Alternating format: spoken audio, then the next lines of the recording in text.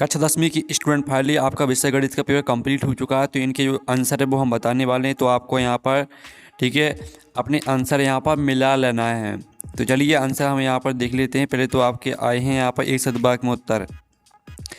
तो इसमें आपको विभक्तर का सूत्र लिखना था। तो इसका आंसर आपका डी बराबर B² - 4AC ये आपका आंसर रहने वाला था पहले वाले का। और दूसरा आता है प्रथम n घन पूर्णांकों का योग ज्ञात करने का सूत्र लिखिए। तो इसका आंसर है SN बराबर ठीक है n + 1/2 ये आपका सूत्र रहेगा। फिर आपका जो यहाँ पर तीसरा आता मूल बिंदु और बिंदु 3, 4 के बीच की दूरी क्या होगी। तो इसका आंसर √25 आने वाला था आपका। और जो आपके चौथा आता है कोण 0 डिग्री वाले त्रिज्यखंड के संगत चाप की लंबाई का सूत्र लिखिए। तो इसका जो आपके यहाँ पर संगत चाप की लंबाई का सूत्र रहेगा वो रहेगा θ/360 × 2πr ठीक है। फिर आपके यहाँ पर आता है पांचवा सर्वाधिक बारंबारता वाला वर्ग क्या कहलाता है। तो इसका आंसर है बहुलक ठीक है। बहुलक आपका आंसर हो जाएगा। और जो आपका छठवां था किसी त्रिघात बहुपद के अधिक से अधिक कितने शून्य हो सकते हैं। तो इसका आंसर है 3। अब चलिए आपके यहाँ पर देख लेते हैं ठीक है रिक्त स्थान। तो पहला आपका यहाँ पर दिया किसी द्विघात बहुपद का आलेख डोडो होता है। तो यहाँ पर परवलय होता है, परवलय आपका आंसर हो जाएगा। फिर आपका यहाँ पर दूसरा था सभी वर्ग होते हैं आपके समरूप, सभी वर्ग आपके समरूप होते हैं।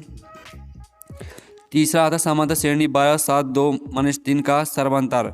तो सर्वांतर आपका रहेगा यहाँ पर -5 ठीक है। -5 तीसरे का आंसर रहेगा।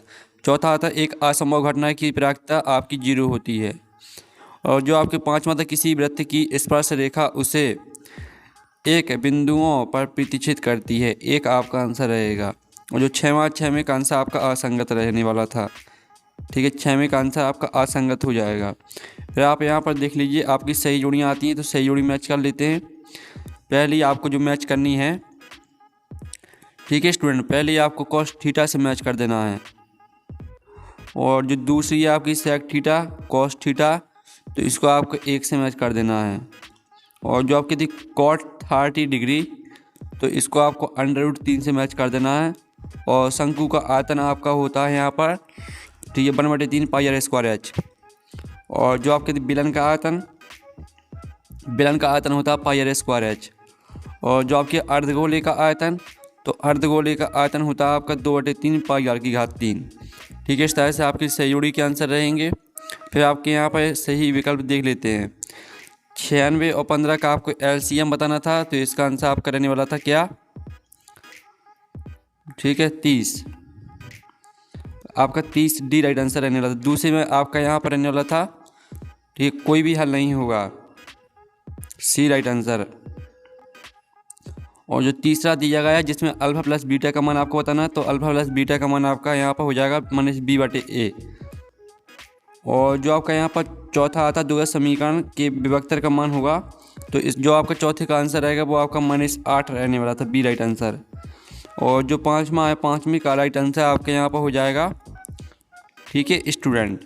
तो पाँचवीं का आपका यहाँ पर जो राइट आंसर रहेगा वो हम आपके यहाँ पर बता देते हैं। पाँचवीं का आपका जो आंसर रहेगा वो आपका हो जाएगा ठीक है यहाँ पर 60 डिग्री।